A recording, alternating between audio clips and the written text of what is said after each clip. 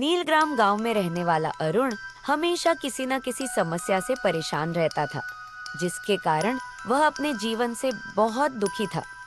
एक दिन अरुण को उसका मित्र विजय मिलता है। क्या बात है मित्र, तुम बहुत परेशान लग रहे हो। क्या मैं तुम्हारी कोई मदद कर सकता हूँ? सही पहचाना तुमने।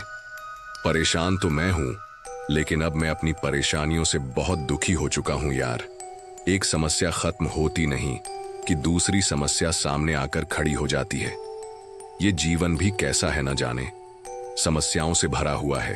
हर समस्या का समाधान भी होता है यार, तुम ऐसे क्यों निराश हो रहे हो? समाधान तो होता है, पर कब तक हम जीवन की समस्याओं का समाधान ढूंढते रहेंगे? यही तो जीवन है। तुम रहने दो, तुमसे तो कुछ कहना ही बेकार है। अरुण वहाँ से चला जाता है। रास्ते में अरुण को उसका छोटा भाई नितिन मिलता है। भैया, आप कहाँ थे? हम कब से आपको ढूंढ रहे हैं। भाभी ने बाजार से कुछ सामान मंगवाया है, मुझे पैसे दे दो, मैं लेकर आता हूँ। तुम्हारी भाभी को पैसे खर्च करने के सिवा कुछ और आता भी है। बस सारा दिन बाजार से सामान मंगवाती रहती है।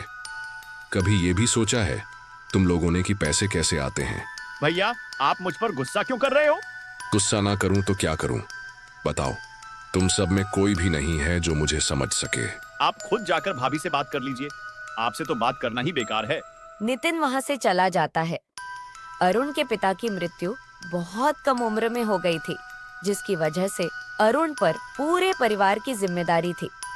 परिवार की जिम्मेदारी और जीवन की समस्याओं ने उसे चिड़चिड़ा बना दिया था। एक दिन अरुण के चाचा ने उससे कहा, मैं जानता हूँ तुम्हारे ऊपर बहुत सारी जिम्मेदारियां हैं, जिसके कारण तुम परेशान रहते हो। परंतु तुम्हें शायद नहीं पता कि हमारे गांव के उत्तर में ऊंचे टीले पर एक साधु ने अपने शिष्यों के साथ अपना आश्रम बना रखा है। चाचा, आप किसके बारे में बात कर रहे हैं? अरे बेटा अरुण, मैंने उस साधु की बहुत सारी बातें सुनी हैं। उन्होंने लोगों की बड़ी बड़ी समस्याओं का समाधान चुटकियों में कर दिया है।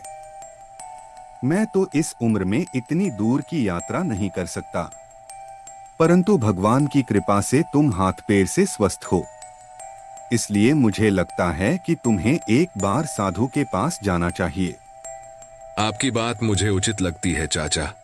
मैं अवश्य उनके पास जाऊंगा और उनसे पूछूंगा कि आखिर ये जीवन की समस्याओं का समाधान कब होगा। अगले दिन अरुण साधु के पास पहुंच जाता है। कुछ समय प्रतीक्षा करने के बाद उसे साधु से मिलने का अवसर मिलता है। प्रणाम बाबा जी। मैं अपने जीवन में एक के बाद एक आ रही समस्याओं से बहुत परेशान हूँ। एक से छुटकारा मिलता नहीं कि दूसरी सामने खड़ी हो जाती है बाबा जी। कैसी समस्याएं हैं पुत्र? तुम मुझसे खुलकर बात कर सकते हो। तुम्हारे मन में जो भी विचार हैं, जो भी प्रश्न हैं, दिल खोल कर बोलो। समस्याएं? एक समस्या हो तो बताऊं बाबा जी। यहाँ तो समस्याओं की पूरी लिस्ट है। कभी घर की समस्याएं, कभी काम की समस्याएं, कभी स्वास्थ्य की समस्या और न जाने कितनी समस्याएं। ऐसा लगता है कि मेरा पूरा जीवन समस्याओं से घिरा हुआ है।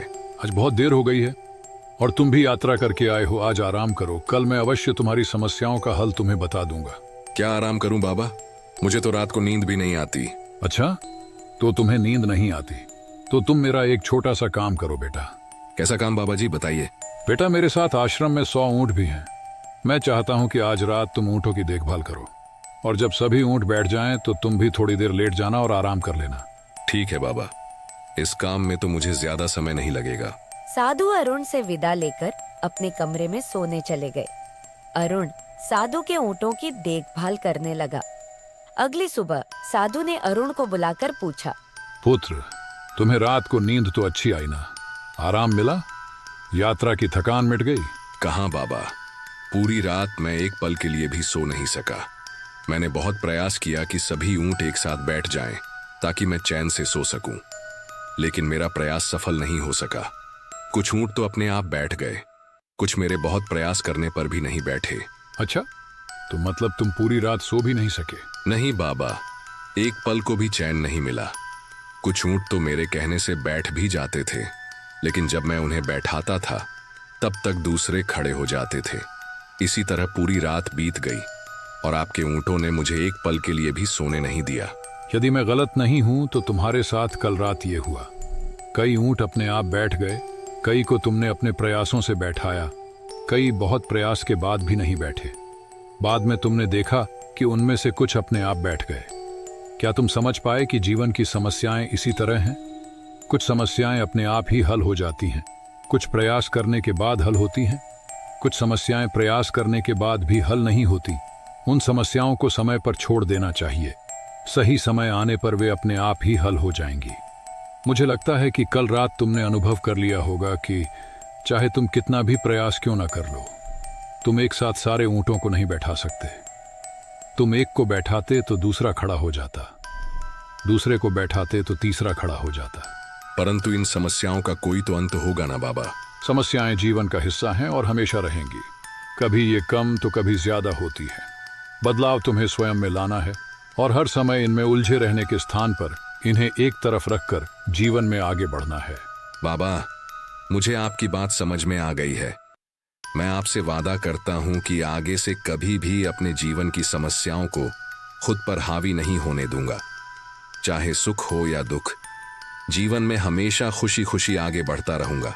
तुमने बिल्कुल सही निर्णय लिया है पुत्र, और तुमने मुझे विश्वास दिलाया है, और मुझे विश्वास है कि तुम अपने निर्णय पर डटे रहोगे। बाबा, मेरे मन में एक और सवाल है, क्या मैं आपसे पूछ सकता हूँ? अवश्य पूछ सकते हो, पूछो, क्या पूछना चाहते हो? मैं ये जानना चाहता हूँ कि मेरी जिंदगी की कीमत क्या है बाबा। अच्छा, तो तुम अपनी जिंदगी की कीमत जानना चाहते हो, तो जैसा मैं कहता हूँ वैसा करो। अरुण तैयार हो गया। साधु ने उसे एक पत्थर दिया जो देखने में एक साधारण सा पत्थर था और कहा, बेटा, इस पत्थर को लेकर बाजार जाओ और वहां किसी भी स्थान पर इस पत्थर को हाथ में लेकर बैठ जाना, और यदि कोई तुमसे इसकी कीमत पूछे तो उसे कोई भी उत्तर मत देना। बस अपनी 2 उंगलियां खड़ी कर देना। बाबा, 2 उंगलियां तो रुपए। मैंने तुमसे कहा ना, तुम्हें बोलना कुछ भी नहीं है, सिर्फ 2 उंगलियां सामने वाले की तरफ खड़ी कर देना। बाजार में एक बूढ़े व्यक्ति ने पूछा, बेटा, इस पत्थर की क्या कीमत है? अरुण ने कोई उत्तर नहीं दिया, बस साधु के कहे अनुसार अपनी 2 उंगलियां खड़ी कर दी। अच्छा, तो इस पत्थर की कीमत 200 रुपए है। मुझे ये पत्थर दे दो। बूढ़े व्यक्ति की बात सुनकर अरुण हैरान हो गया। उसने अपने मन में कहा, एक साधारण से दिखने वाले पत्थर के लिए कोई 200 रुपये भी दे सकता है क्या? खैर, मुझे क्या करना है, मुझे तो ये पत्थर वैसे भी बेचना नहीं है। अरुण बिना कुछ बोले वहां से उठा और साधु के पास आया। बाबा, मुझे समझ में नहीं आ रहा कि इस साधारण से पत्थर में ऐसा क्या है जो उस व्यक्ति ने इसकी कीमत 200 रुपये लगा दी और 200 रुपये में पत्थर को खरीदने को भी तैयार था। इस बार तुम ये पत्थर लेकर एक धार्मिक स्थान पर जाओ, परंतु ध्यान रहे, वहां भी तुमसे कोई अगर इस पत्थर की कीमत पूछे तो तुम्हें सिर्फ 2 उंगलियां खड़ी करनी है, मुंह से कुछ भी नहीं बोलना। ठीक है बाबा, जैसा आप कहते हैं मैं वैसा ही करूंगा। अरुण पत्थर लेकर एक मंदिर के बाहर बैठ गया। तभी एक आदमी ने अरुण के हाथ में पत्थर देखकर पूछा, इसकी कीमत क्या है? अरुण ने कोई उत्तर नहीं दिया, बस अपनी 2 उंगलियां खड़ी कर दी। अच्छा, 2000 रुपये, ठीक है, मैं ये पत्थर तुमसे 2000 रुपये में खरीद लूंगा। ये सुनकर अरुण हैरान रह गया और बिना कुछ बोले वो पत्थर लेकर वापस साधु के पास पहुंच गया। बाबा, अब मैं पहले से भी ज्यादा आश्चर्यचकित हूँ। भला इस साधारण से पत्थर की कीमत वो व्यक्ति 2000 रुपये देने को तैयार था। आखिर इस पत्थर में ऐसा क्या है बाबा जी? अभी तो तुम्हें इस पत्थर की असली कीमत पता ही नहीं है पुत्र। मतलब क्या 2000 रुपये भी इस पत्थर की असली कीमत नहीं है? नहीं, 2000 रुपये भी इस पत्थर की असली कीमत नहीं है। अब तुम ये पत्थर लेकर जौहरी बाजार जाओ, जहाँ कीमती पत्थरों की दुकानें होती हैं। तुम वहां पर इस पत्थर को लेकर बैठ जाना, परंतु ध्यान रहे, यदि कोई तुमसे इसका मोल पूछे तो बिना कुछ बोले पहले की तरह सिर्फ 2 उंगलियां खड़ी करके उसे दिखा देना। ठीक है बाबा। अरुण पत्थर लेकर जौहरी बाजार में एक दुकान के पास बैठ गया। तभी एक जौहरी उसके पास आया। अरे, यह पत्थर तुम्हारे पास कैसे आया भाई? इसे तो मैं सालों से तलाश रहा हूँ। अरुण ने कोई उत्तर नहीं दिया। तुम ये पत्थर मुझे दे दो, बताओ क्या कीमत है इसकी? अरुण ने कोई उत्तर नहीं दिया और पहले की तरह अपनी 2 उंगलियां खड़ी कर दी। अच्छा, 20,000 रुपए। हाँ, मैं तुम्हें अभी 20,000 रुपए लाकर देता हूँ। तुम कहीं मत जाना, यहीं रुकना। तभी वहां दूसरा जौहरी आ गया। क्या कहा? 2 लाख रुपए? तुम तो बड़े अच्छे मूल्य पर बेच रहे हो इसे। तुम मेरे साथ मेरी दुकान में चलो, मैं तुम्हें अभी 2 लाख रुपए देता हूं और ये पत्थर तुम मुझे दे दो।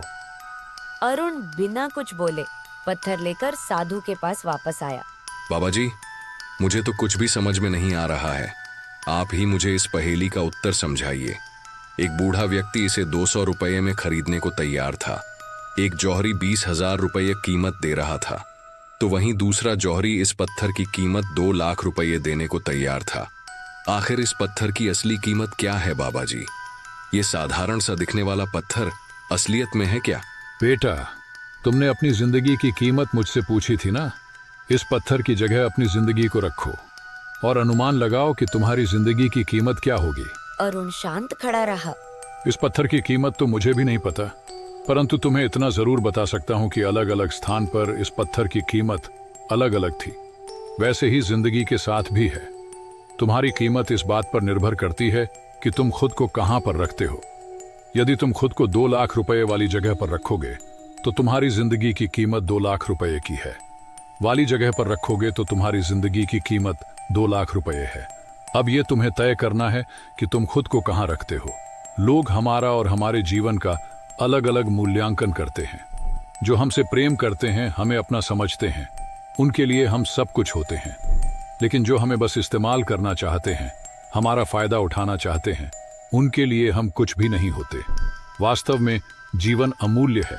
इसका महत्व हमें स्वयं समझना होता है, और जिस दिन तुम अपने जीवन का महत्व समझ जाओगे, उस दिन तुम्हें अपना मूल्य भी स्वयं पता चल जाएगा। अरुण अपने प्रश्नों के उत्तर पाकर बहुत संतुष्ट था और अंदर से शांत भी। उसे एक अजीब सी खुशी का एहसास हो रहा था, जबकि उसके जीवन में समस्याएं आज भी पहले जैसी ही थीं। फिर भी आज उसे किसी तरह की बेचैनी नहीं थी। वो जीवन के प्रति एक नई समझ के साथ आगे बढ़ने को तैयार था। तो दोस्तों, ये थी आज की सच्ची कहानी, पत्थर का रहस्य। उम्मीद है कि ये कहानी आपको पसंद आई होगी और इससे आपको जीवन की कीमत समझने में मदद मिली होगी। अगर आपको ये कहानी अच्छी लगी हो तो इसे लाइक करें, शेयर करें और हमारे चैनल सच्ची कहानी को सब्सक्राइब करना न भूलें, क्योंकि हम आपके लिए ऐसी ही प्रेरणादायक और मन को छू लेने वाली कहानियाँ लेकर आते रहते हैं। आपके प्यार और सपोर्ट के लिए धन्यवाद। जुड़े रहिए सच्ची कहानी के साथ, क्योंकि यहाँ हर कहानी में छुपा है एक सच्चा सबक। फिर मिलेंगे एक नई कहानी के साथ। तब तक के लिए राधे कृष्ण।